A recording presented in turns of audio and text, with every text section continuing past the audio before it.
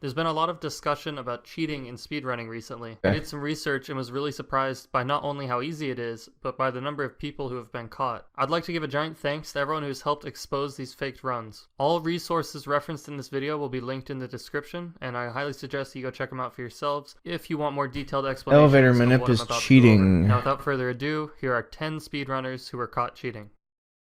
Todd Rogers is the first Todd Rogers, joining the US national video game team in 1986. He's known for holding many video game records, including the highest score for Centipede. His most controversial record is a time of 5.51 in Dragster Fraud Dodgers 2600, which he set all the way back in 1982 and is yet to be tied to this day. This time was verified by a referee. There is no video of this record. This time was especially impressive. No video, get the fuck out. Simulated fastest time was a 5.54, and the fastest tool-assisted speedrun is only a 5.57.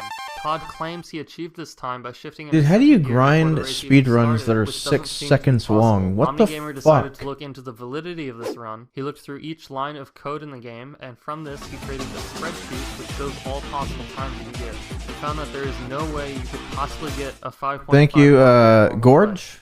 I reached out to Todd. You'll know when you get a Omnigamer girlfriend. was using incorrect numbers, but didn't elaborate further. When I asked if he'd be willing to do an interview, he stopped responding. 104 from dude Godmod 306 tier 2 champion sub. My man, thank you. Because you're not factoring in the human element of how the game would respond. The human element has now been filed on the Twin Galaxies website, and it's believed by many this time is not legitimate.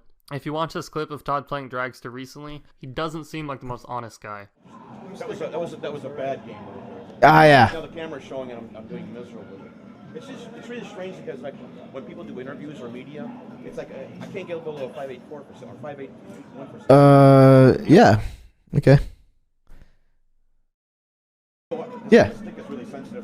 That's right. Formal dispute. If you watch this clip of Todd playing Dragster recently, he doesn't seem like the most honest guy. That was a bad game. Now the camera's showing and I'm doing miserable. It's really strange. Wow. Like, when people do interviews or media, it's like I can't get below a 5.84% or 5.81%. Strange reasons. You know what? This stick is really. You know what? You know what? You know what? But this is the smoking gun in my opinion. Todd made this post on an Atari message board claiming to have gotten a 5.54, which isn't possible. I imported the photo into Photoshop to take a closer look. You can see this entire picture has this clear checkerboard pattern. Here's a close-up. Now let's take a look at the numbers. You can see the checkerboard pattern on all sides of the 5.54, but the 5.54 itself looks completely different than the rest of the photo. Looking at the 4, you can see the same exact thing. And just to be 100% certain, I took a look at the numbers for player 2 at the bottom of the screen, and sure enough, you can see the checkerboard pattern is present. I can say with certainty that Todd doctored this photo to claim he'd gotten a 5.54, and if he's willing to doctor evidence, he'd be willing to lie about getting a 5.51. Man, the funny thing is about these people is that they, like, you can't lie to somebody who knows the truth, right? But they will, for some reason, man, they're like, no, I didn't cheat, I didn't cheat. It's like, no, you did? And like, oh, I didn't cheat. They will die on that hill. Made this video, Cheese got his 139 and 120 star, and someone by the name of Holy Moly left this comment on his video. Yeah, baby, you can play like Tass. Very impressive. Back in 2004, I held the 16-star world record for several years. Holy moly. A prominent Mario runner, Gothic Logic, saw this comment and decided to do some digging. He found the run he was looking for, and when he analyzed the audio in Audacity using the spectrogram display, he found the exact same blatant splices in the audio file that White Eris and Akikon had been exposed for years ago. This one cracks me up because he had gotten away with this for nearly 12 years. No one would have ever questioned him if he had just shut up, but no, he had to go around. Back in the days of 16-star speedrunning, like in the early days, now everyone knows this run is fake. There were splicers everywhere. TSA was one of the most but the problem is that people knew about it. People knew that they were splicing, and it was okay because everybody else was doing it, and that was the only way to compete. Were not in fact single it was crazy. But instead segments spliced together. Like, I was able to find one of these runs. That's so. Of time, any % run That's so chaotic. When you pause in this game, it will remember which screen you looked at last, so when you pause again later, you'll be looking at the same screen.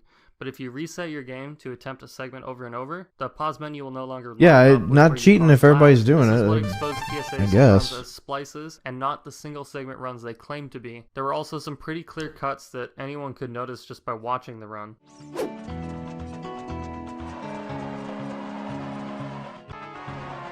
TSA responded bro, to the accusation. That's so... Oh yeah, that's TSA not... responded to the accusations on the SDA forums, which I'll now read a portion of.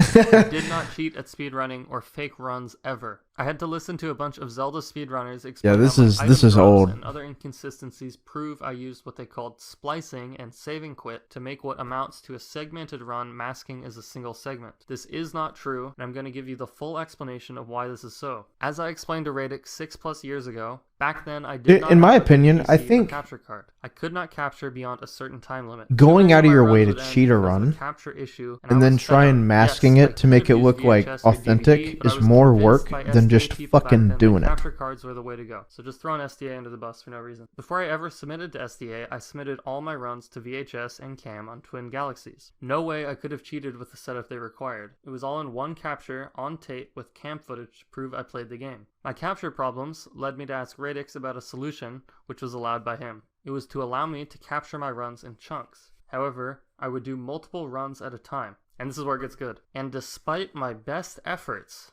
I now know segments from different attempts made it into the submission files to Radix. So somehow, even though he was trying his hardest, different segments just got mixed up and submitted as one run on accident. Okay. You can easily say that this means I picked the That's best a lot of segments copium, and my dude. constructed better runs. And that is exactly what I'm saying.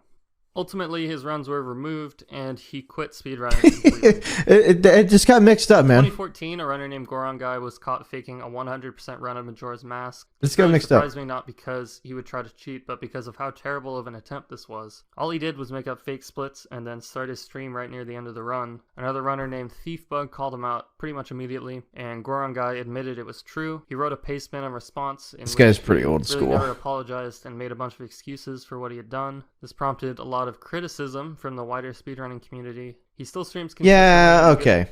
So it's like, dude, this I was a witness to this.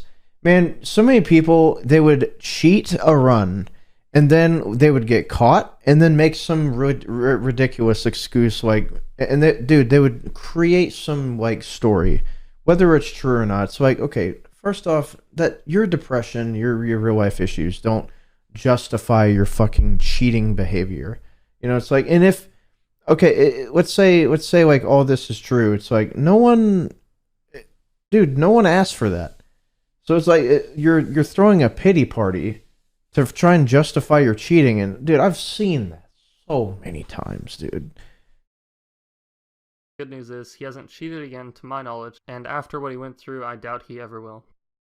Frigate Secret Agent is possibly the most frustrating run in GoldenEye. They'll create like a novel to try and rescue hostages. Freeing the hostages isn't enough. They need to be freed and escape off the boat. The issue with this is hostages run around the boat randomly and almost never escape fast enough for a world record run with all objectives completed. At the beginning of 2011, the untied record for the run was 1 minute 1 second, until a runner named Henning posted a time of 1 minute flat. The issue with this run, right here, as the level goes to fade out, Bond puts away the Phantom, but when entering the boat unarmed, he will always put away the PP7.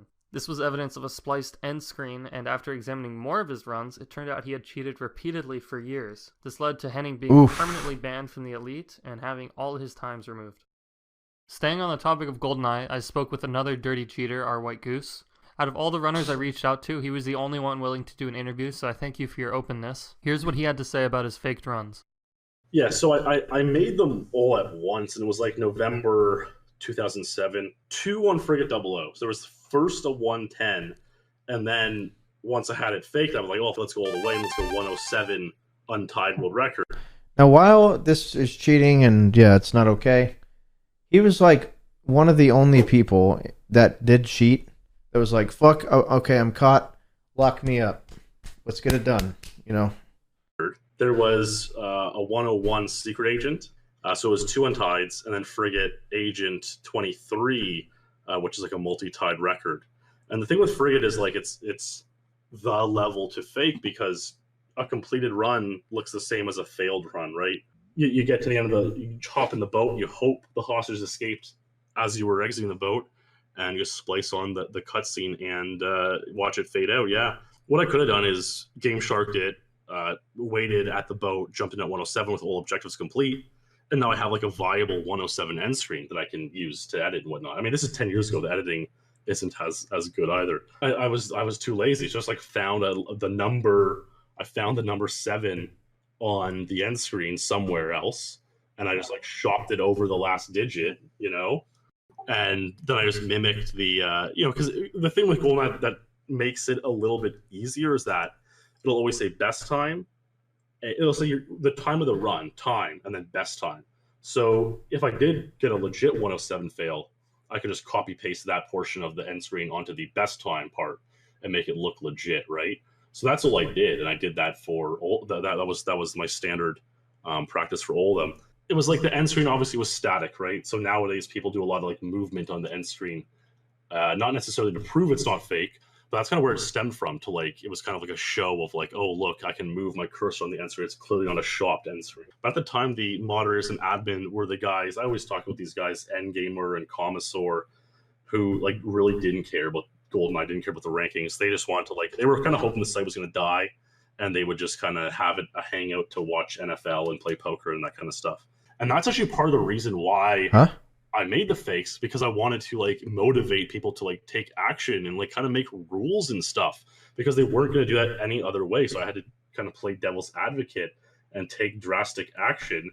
Eventually, after like weeks of from the forums, I think they made a poll that was like, oh, I'm not gonna like really tear into the guy, because he's obviously grown very much like since then.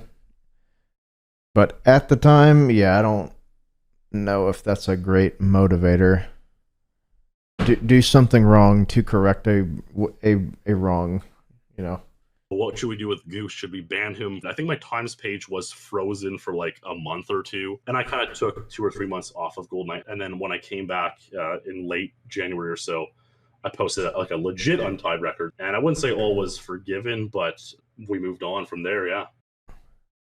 Chibi is best known for his couch commentary this at fucking SGDQ guy, 2014, dude. But he also has a decent-sized following of his own on Twitch. During 2015, he started speedrunning Paper Mario. Dude, this is just silly. Here, you can do a frame-perfect jump to make it onto this ledge, which saves a significant amount of time. To perform this skip with a normal jump, you need to enter the fight at the exact peak of Mario's jump. If you're off by 1 frame, this will not work. If you watch Chibi's first jump, you can see he loses a little bit of height before entering the fight. That means there's no way he could possibly get the skip at this point. But Chibi had used an action replay to give his jump extra height, so even with the lost height, he was still able to make it onto the ledge. An expert in the game asked Maleo something wasn't right, so he confronted Chibi, and he admitted to what he had done. Chibi later responded to this, and you can tell he's learned his lesson. I don't think Chibi's a bad guy, and this is just an honest mistake. Approximately 1 year ago, a user named Flying posted a San Andreas run with a time of 4 hours, 1 minute. It's so obvious. Seconds. Someone named KZ made a video showing how he used both splices and scripts during his run. If you guys want to watch his video, it will be in the description. While it's pretty easy to splice any game, scripts are generally only used for PC games. What they allow you to do is run exact inputs so you can get perfect gameplay. This is similar to how people create tool-assisted speedruns, except they're mixed in with normal gameplay to make it look like a legitimate run. The most obvious evidence of scripts is during this section. Watch how quickly and perfectly he lines up his first few targets. It doesn't look like a human being moving a mouse at all. But if you have any doubts, look at the shots he fires a few seconds later when he turns the script off. Much more fluid, you can tell these shots were made by a human. And here you can see an obvious splice. First, notice the time in the top right is 10:18 as he goes to save. He clicks save, and then there are 3 frames where the game is fading back in. Here's 1, here's 2, here's 3. Notice the direction he's facing, and that the clock is still at 10:18. Now we go to the very next frame, and it's not even close. The splice is clear as day. I never found an official response from him, and he since disabled ratings and comments on his video, which is always a sign that someone is hiding something. Yeah. Just a week ago, it was discovered that ExoSDA's 2012 speedrun. Yeah, this guy got called out. This is a known cheater. This run stood for over a year. He cheated X2 runs back in the day, Meat Boy runs, Mega Man 3 runs, I think.